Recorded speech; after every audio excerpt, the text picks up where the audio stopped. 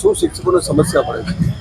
એસઆઈઆરની કામગીરી જે અત્યારે હાલ ગુજરાત રાજ્યના શિક્ષકોને સોંપવામાં આવી છે, એની અંદર 1 મહિનાની અંદર દરેક મતદારના ઘરે ઘરે ફરીને એમની પાસે ફોર્મ ભરાવાના છે અને એ ફોર્મની અંદર એમની અત્યારની હાલની માહિતી અને 2002ની યાદીમાં એમની જ્યાં પણ વોટિંગ ચાલતું હોય એની માહિતી ભરવાની વિગતો એમના પાસે ભરાવાની છે. પણ અત્યારે હાલ પરિસ્થિતિ એવી છે કે મોટાભાગના મતદારો પોતે 2002ની યાદીમાં ક્યાં મત આપતા હતા એમને ખ્યાલ નથી, અને જો ખ્યાલ હોય તો મોટાભાગના મતદારોને ફોર્મ ભરતા આવડતા નથી. એટલે શિક્ષકોને એક શિક્ષકને મેક્સિમમ 1400 થી 1500 મતદારો છે અને એ કામગીરી શાળા સમય બાદ કરવાની પહેલા સૂચના હતી. ત્યારબાદ અમારી રજૂઆત સંગઠન દ્વારા થઈ અને એમાં શાળા સમયમાં થોડી છૂટછાટ આપી અને કામગીરી પૂર્ણ કરવા માટે રોજે રોજ 100% કામગીરી પૂર્ણ કરવા માટે શિક્ષકોને ખૂબ જ દબાણ કરવામાં આવી રહ્યું છે.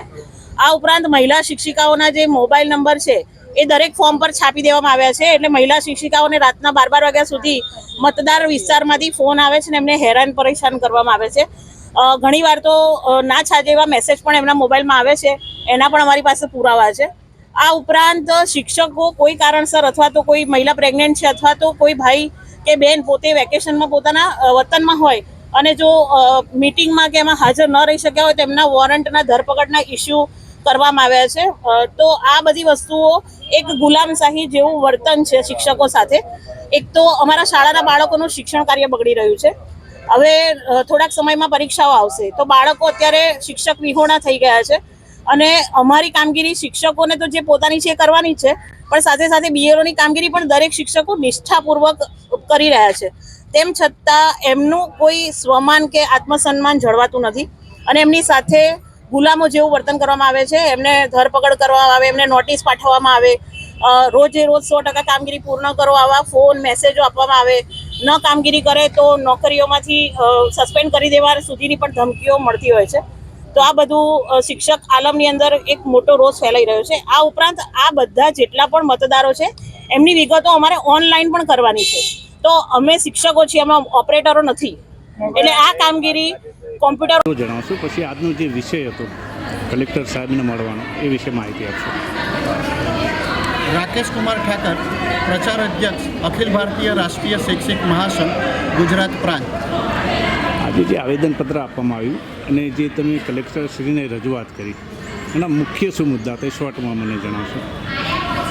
હાલમાં સમગ્ર ગુજરાતમાં અને આમ જોઈએ તો 22 રાજ્યોની અંદર મતદાતાની સુધારણી અને 2002 સાથેની સંકલ્પના ચાલી રહી છે અને એ સુધારણા યાદી સાથે બધું જ ચકાસણી થઈ રહી છે.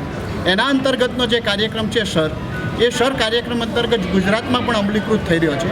પણ બીએલઓને જે કામ કરવાનું છે એમાં મોટા ભાગની સંખ્યા બીએલઓની એ શિક્ષકોની છે અને આ શિક્ષકો ઘણા બધા પ્રશ્નોનો સામનો અત્યારે કરી રહ્યા છે.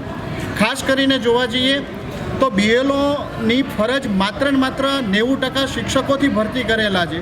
એનો અર્થ એવો થયો કે શિક્ષણ એક બાજુ રહ્યું પણ બીએલઓની જે કામગીરી છે માત્ર શિક્ષકોએ કરવાની. એટલે સમાન રીતે 12 કેડરની અંદર ચૂંટણી પંચના પરિપત્ર મુજબ તમામની નિમણૂક થાય, માત્ર શિક્ષકોની નિમણૂક ન થાય. આ એક પહેલો અમારો માંગણીનો મુદ્દો છે.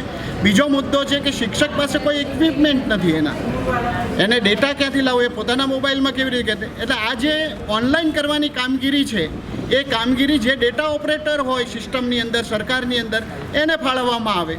એટલે આ બે મહત્ત્વના મુદ્દા જે છે એ બાકી તો એની સાથે ઘણા બધા મુદ્દાઓ સંકળાયેલા છે. આના કારણે શિક્ષક પોતે પણ શિક્ષણ કાર્યથી દૂર થઈ રહ્યો છે. સમાજમાં જ્યારે જાય છે ત્યારે સામાજિક રીતે જે વાલીઓ પ્રશ્નો કરે છે એમને સમજાવવા માટે જે સમય જઈ રહ્યો છે અને આ પ્રક્રિયા લગભગ 7 ફેબ્રુઆરી સુધી ચાલવાની 3 તબક્કાઓમાં થવાનું છે.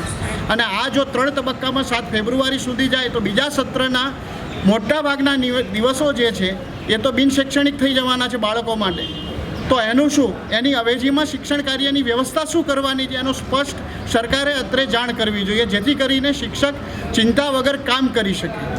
હવે અમદાવાદમાં છેલ્લા 3-4 વર્ષમાં કેટલી ઝૂંપડપટ્ટી અને કેટલાય મકાનો જમીનદોસ્ત કરવામાં આવ્યા. એ લોકોના નામ તો હશે ચૂંટણીમાં, તો એની સામે કેવી સમસ્યા તમને પડી એ બી મને જણાવો. હવે આમાં એમને જે શોધવામાં મહત્વનો જે મુદ્દો છે ને એ તો સમગ્ર ગુજરાતમાં, અમદાવાદમાં તો ધ્યાન પર નથી આવ્યો, સમગ્ર ગુજરાતમાં ઘણી જગ્યાએ ધરપકડના વોરંટો કાઢ્યા છે ગુરુની સીધે સીધું અપમાન કહી શકીએ ને એવી સ્થિતિનું નિર્માણ થયું છે.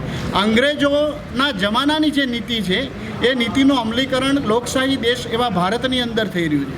એટલે સૌથી પહેલાં તો આ નાબૂદ કરવા માટે આજે આવેદનપત્ર આપ્યું છે કે આ નીતિ નાબૂદ થાય.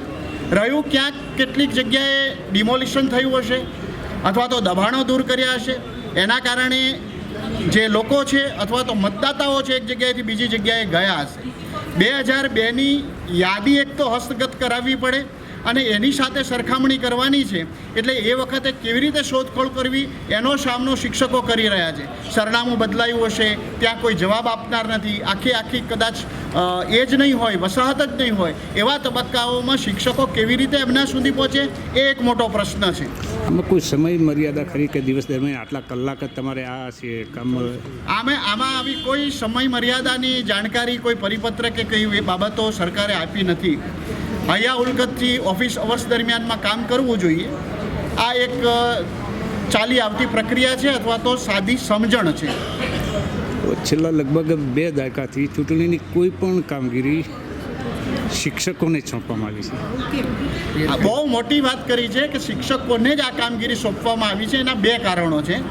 એક તો શિક્ષકો જે કામ કરે છે ને એની ક્વોલિટી ખૂબ સારી હોય છે, એટલે એમના મતે એમ છે કે અમે શિક્ષકોને કામ આપીએ. પણ એની જે આડઅસરો ઊભી થાય છે ને એ નજરઅંદાજ કરવામાં આવે છે. Thank you.